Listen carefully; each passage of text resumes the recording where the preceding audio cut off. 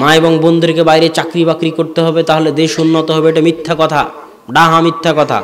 বাংলাদেশের 16 কোটি মানুষের 9 কোটি নারী যদি রাস্তায় কাজ করে আজীবন, তো জাতির জানা উপকার করতে পারে। একজন মেয়ে ঘরে বসে একটা সন্তানকে সালাহুদ্দিন আইয়ুবী, ওমর ফারুক বানিয়ে দিতে পারলে ওই 9 কোটি নারী 24 ঘন্টা রাস্তায় কাজ করলে যা উপকার করতে পারবে, এক সালাহুদ্দিন আইয়ুবী তার চেয়ে বেশি উপকার করতে পারবে। মা বোনদের উদ্দেশ্যে কথা হচ্ছে কি, মহিলারা আছে নাকি আজকের অনুষ্ঠানে? মা বোনদের উদ্দেশ্যে কথা হচ্ছে পর্দার বিষয়টা। পর্দার বিষয়ে কি বলবো, এখানে আপনাদেরও দায়িত্ব আছে। আল্লাহ রাসূল বলতেছে, লা ইয়াদখুলুল জান্নাতা আদ-দায়ুস, দায়ুস জান্নাতে যাবে না। দায়ুস কাকে বলে জানেন? দায়ুস মানে হচ্ছে যার রক্তে দিয়াসাহ আছে। দিয়াসাহ কার রক্তে আছে? শুকুরের রক্তে আছে। শুকুরের রক্তে কেন দিয়াসা আছে? দিয়াসা আরবি শব্দ। ইবনু হাজাম আন্দালুসি বলতেছে, যারা বেশি বেশি শুকুরের গোস্ত খাবে ওদের রক্ত দিয়াসায় পরিণত হয়ে যাবে। কথাটা মনোযোগ দিয়ে শুনেন, আজীব কথা। ইবনু হাজাম আন্দালুসি বলতেছে, যারা বেশি বেশি শুকুরের গোস্ত খাবে ওদের রক্তেও দিয়াসা চলে আসবে। কিভাবে? শুকুরের কোনো লজ্জা শরম নাই, কোনো হায়া নাই। শুকুর আর একজনের পিছন থেকে গু চেটে চেটে খায়, আর এক শুকুরের পিছন থেকে, কোনো লজ্জা নাই, কোনো শরম নাই, সবসময় অপবিত্র জায়গায় পড়ে থাকে, গু পায়খানা পেশাবের মধ্যে পড়ে থাকে।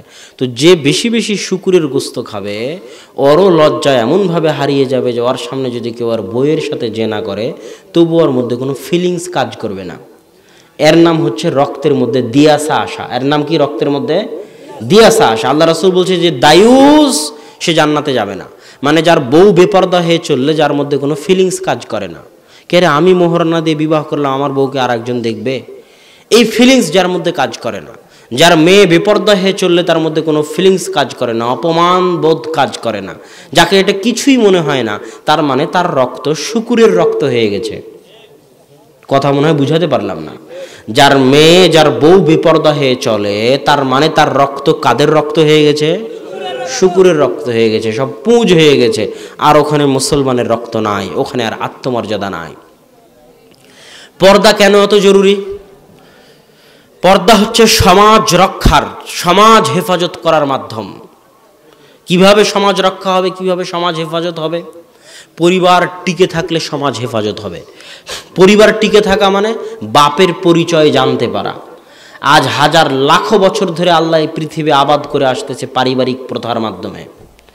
যখনই পরিবার প্রথা হুমকি হয়ে দাঁড়িয়েছে, আল্লাহ ওই জাতিকে ধ্বংস করে দিয়েছে। আপনি যান জর্ডানে, যান, জর্ডানে একটা সাগর আছে, তার নাম মৃত সাগর, ডেড সি। ওই সাগরে মানুষ ডুবে না কেন? ওই সাগরের মানুষ এক সময়, ওই সাগরটা একটা শহর ছিল, শহরটাকে আল্লাহ এইভাবে উল্টিয়ে দিয়েছেন। ওই শহরের নিচ পিঠে, তল পিঠে, যেটাকে আল্লাহ উল্টিয়ে দিয়েছেন, ওই পিঠে একদল মানুষ বসবাস করতো, যারা এত বেশি জেনায়, ঘৃণ্য জঘন্য যৌনাচারে লিপ্ত থাকতো যে পরিবার প্রথা বন্ধ হয়ে যাওয়ার উপক্রম হয়ে গেছিল। জেনা বেশি হলে পরিবার প্রথা বন্ধ হয়ে যায়। জেনা বেশি হলে জারদ সন্তান চলে আসে, জারদ সন্তান আসলে বাপের পরিচয় পাওয়া যায় না। জেনা যত বেশি হয় তত সন্দেহ বাড়ে। আপনি আপনার মায়ের উপর সন্দেহ করে ফেলে দিবেন, আপনার বাপ তার নিজের স্ত্রীর উপর সন্দেহ করবে যে পেটের এই সন্তানটা আমার পক্ষ থেকে না আর একজনের পক্ষ থেকে, আল্লাহই জানে। এটা জেনার আধিক্যতার কারণে হয়। জেনার আধিক্যতা পরিবার নষ্ট করে দেয়। কথা বুঝতে পারতেছেন? আর সেটা শুরু হয় বেপর্দা থেকে। কি থেকে? বেপর্দা থেকে সেটা শুরু হয়। এই জন্য পর্দার গুরুত্ব ইসলামে অনেক বেশি। পর্দা করা হচ্ছে সম্মানের মাধ্যম। পর্দা করা কিসের মাধ্যম? আমি আপনাকে কি দিয়ে বুঝাবো যে পর্দা করা সম্মানের মাধ্যমে? একটা উদাহরণ দেই। আদম এবং হাওয়া আলাইহিস সালাতু ওয়াস সালাম, তাদেরকে জান্নাতের একটা গাছের ফল খেতে নিষেধ করা হয়েছিল। সেটা কি জানেন? জানেন তো যে একটা ফল খেতে নিষেধ করা হয়েছিল। ফল যখন তারা খেলো তখন তাদের গা থেকে কি খসে পড়ে গেল? পোশাক খসে পড়ে গেল। তার মানে উলঙ্গ হওয়া একটা শাস্তি, আর গায়ে কাপড় থাকা, পর্দা থাকা একটা সম্মান। কথা মনে হয় বুঝাতে পারলাম না। বুঝাতে না পারলে আমি ব্যর্থ। কথা কি? কথা হচ্ছে যে আদম এবং হাওয়া আলাইহিস সালাতু ওয়াস সালামের গা থেকে যে পোশাক খুলে পড়ে গেল, এটার দ্বারা বোঝা যায় যে বেপর্দা হচ্ছে শাস্তি আর পর্দা হচ্ছে সম্মান। এই জন্য ওমর রাদিয়াল্লাহু তাআলা আনহুর যুগে দাসীরা যদি এইভাবে মুখ ঢেকে থাকতো, তো ওমর রাদিয়াল্লাহু তাআলা তাদের মুখের কাপড় খুলে দিতেন টান দিয়ে। যারে তুই দাসী, দাসীর কোনো পর্দা নেই, পর্দা তো করবে সম্ভ্রান্ত বংশের মেয়ে, উঁচু বংশের মেয়ে, স্বাধীন বংশের মেয়ে, যে স্বাধীন, আজাদ, সম্মানিত, সম্ভ্রান্ত, তারা করবে পর্দা। আর বেপর্দা হয়ে চলবে দাসীরা। কথা বুঝেননি? মানে সমাজে যারা বেপর্দা হয়ে চলতেছে এরা কি ভাবে বোঝা যাচ্ছে, ইসলামী শরিয়ার হুকুমে বোঝা যাচ্ছে যে বেপর্দা হয়ে চলবে দাসীরা। যার কোনো সম্মান নাই, যার কোনো হায়া নাই, যার কোনো মর্যাদা নাই, সে চলবে বেপর্দা হয়ে। ওই জন্য তো হাওয়ার গা থেকে যখন কাপড় খুলে গেল সাথে সাথে পাতা নিয়ে ঢেকে দিচ্ছেন, কেননা বেপর্দা হয়ে চলাটা হচ্ছে মান সম্মানের খেলাফ, ইজ্জতের খেলাফ। আর মান সম্মান ইজ্জত লুকিয়ে আছে পর্দার মধ্যে। এখানে আরো একটা জিনিস আপনাকে বুঝাই, আদম সন্তানের শরীরের অংশ বিক্রি করা যায় না। রক্ত বিক্রি করা যায়? আপনি রক্ত বিক্রি করতে পারবেন আরেকজনের কাছে? এটা হারাম। কিডনি বিক্রি করা যায়? হারাম কিডনি বিক্রি করা। চুল বিক্রি করা যায়? হারাম চুল বিক্রি করা।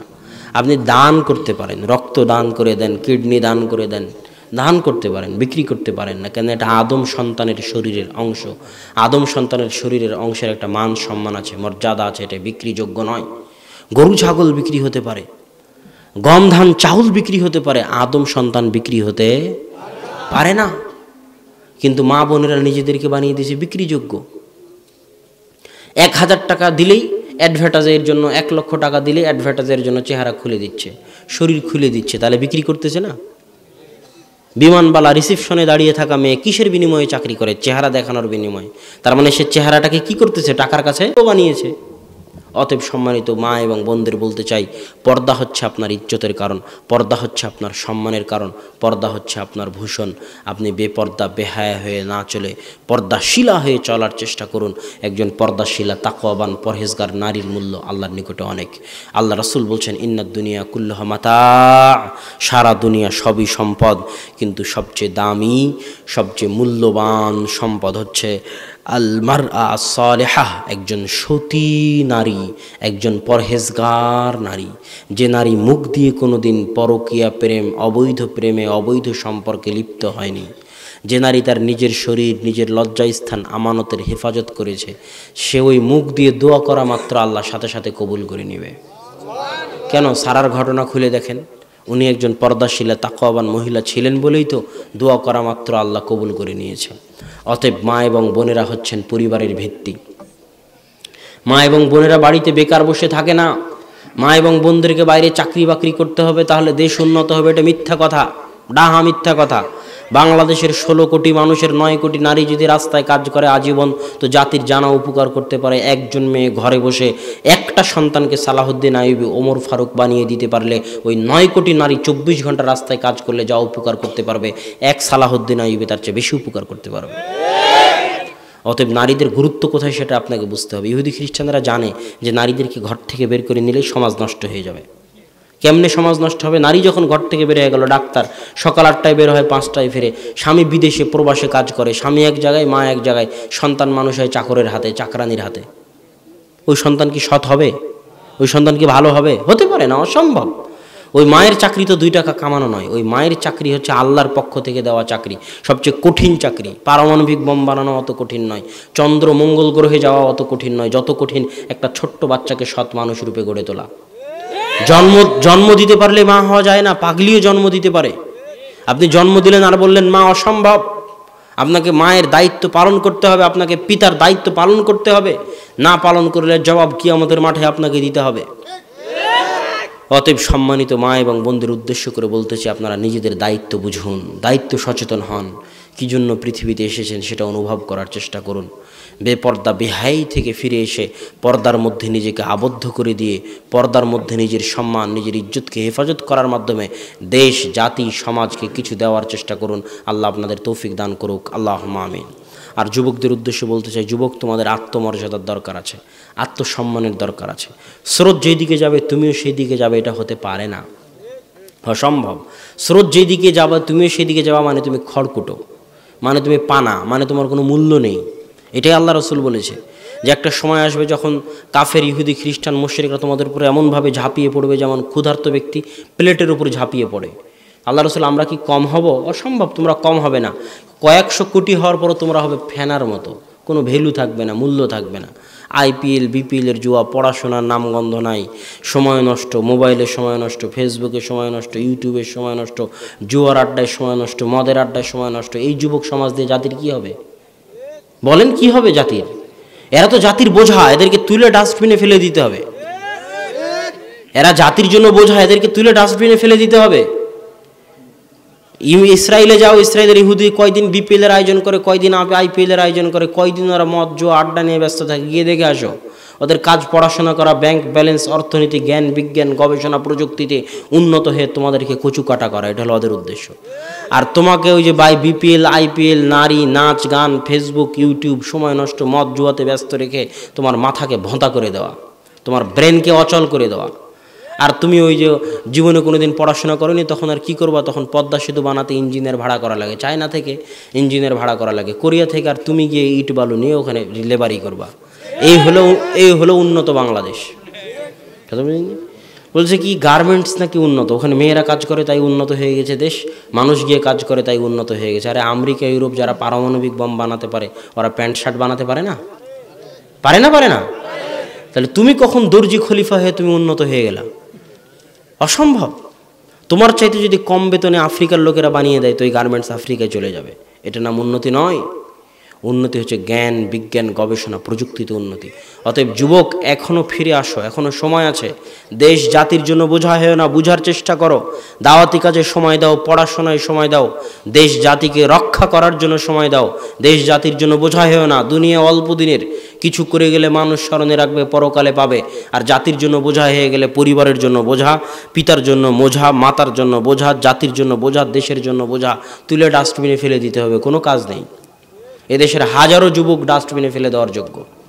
অতএব যুবক, তুমি নিজেকে কাজে লাগানোর করে গড়ে তোলো, পড়াশোনায় সময় দাও, জ্ঞান অর্জনে সময় দাও। স্কুল কলেজ যেখানে থাকো, বিশ্ববিদ্যালয়ে থাকো, যে শাখায় থাকো, সালাত সিয়াম ইসলাম আদায়ের মাধ্যমে জ্ঞান বিজ্ঞান অর্জনের দিকে সময় দাও। সময় নষ্ট করিও না। আল্লাহ আমাদের যুবক সমাজকে হেফাজত করার তৌফিক দান করুক। আল্লাহুম্মা আমিন।